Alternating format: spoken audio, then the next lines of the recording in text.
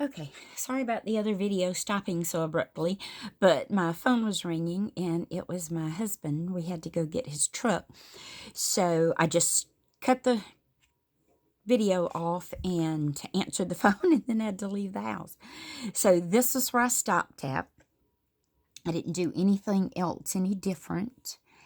And I want to just with the same brush, loaded the same way, but with a little bit of the light green and a little bit of the dark green, just come in and kind of randomly add some greenery to be leaves or just, anything that's kind of more foliage oriented without having to sit there and paint like 100 different little leaves. So just adding that little bit and just tiny little bits of it, not a whole lot. Using the yellow and the green loaded on the brush, it kind of creates just a real light green looking color. And actually, I'm almost done with this as far as what I'm going to do with it until I have a chance to, let it sit there and really look at it and then figure out if that's everything I wanted to do. So I'm going to add just a little more of the dark foliage here around this fence line area. Because whenever you put the dark, it's going to help create dimension. And so I want to push everything else in the scenery back and let what's in the front, by making it darker, that does that.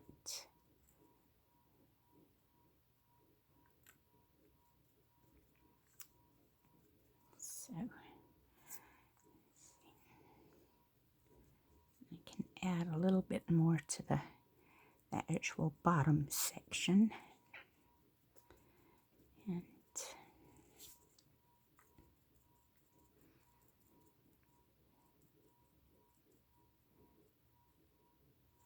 can you hear the seeds? It's probably just a little clump. They don't sound like they've broken apart, but so it's almost like having a maraca for the painted gourd. Okay, so I'm going to add just a little bit of the yellow again to the top and just do some little random things that most of them probably won't be seen when I add some of the other flowers, but it's kind of like building a bouquet. You got to have those little sprigs of things in the background, so when you make your flower bouquet, they might fill in a spot that you just didn't realize you needed to be filled in. So now I'm going to use a little different brush and make the bigger, I call them squashed on flowers. So since the bottom of this gourd is a little bit larger than especially this one, so you can see the difference. This is the one that I finished up yesterday. So that bottom, I used the smaller brush to do the flowers. But I want these flowers to be a little more prominent and kind of in your face. Let's see, I don't want to do the purple under the purple, so let's move it. And these are just really randomly done. I don't use a pattern.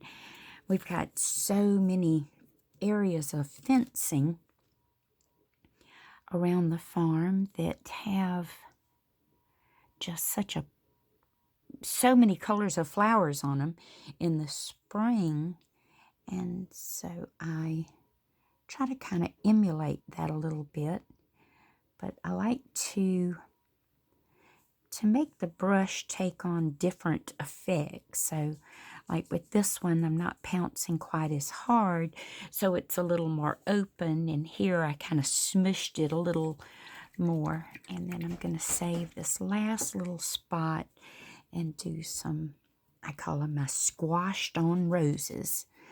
And I'm going to do a little bit of red with just a touch of the darker red on it, and then the white, and see if I can get just a little bit of variation out of these. Doing it so small it might not work, but I'll try it anyway.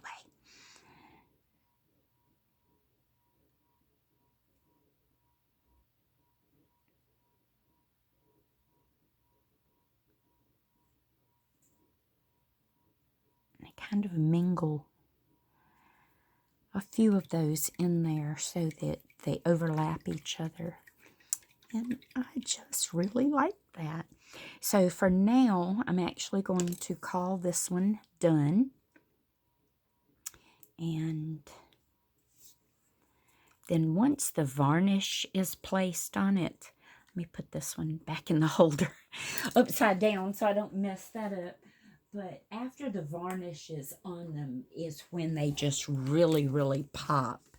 And you can see such dimension in the flowers and all the different ways that the varnish just brings out the colors of everything. And this is the bottom of this one, of course the top. And so this one was what I call kind of barns in a mountain, because that's what it reminded me of.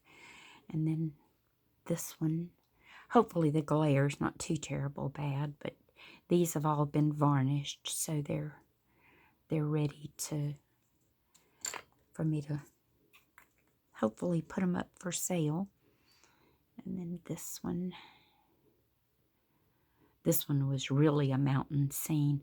My husband and I went riding in the mountains in North Carolina a couple summers ago on vacation, and just some of these scenes with all the little barns dotted on the hills. And I came home and just kind of emulated all of that in different things I painted. So this is a very small gourd compared to this one. And then it's probably closer to about this size. And very seldom do I end up with one that has any of the stemware still on it. But that one just happened to. And I said, well, if it survived me handling it, it would be okay. Then this is the only one that I have left that has a little tiny eyelet in it. And this one doesn't have a barn on it. It's one of the only ones I ever painted that doesn't have a barn. I just painted a little, it was like a little mountain stream and a big tree. But it's the only one that's an actual ornament. And then I have this one base coated. I just hadn't decided what I was going to paint on it yet. So it's still sitting there. So this one, yeah, that one's dry enough that... But you can see the difference, and once the varnish goes on, the one I did today will even look more dimensional, or to me they do. They take on a different look once they've had the varnish put on them. But I'll look at it, and if it needs anything else, I might tweak some little areas or might add something small, but not anything major. But that's just how I paint my little egg gourds.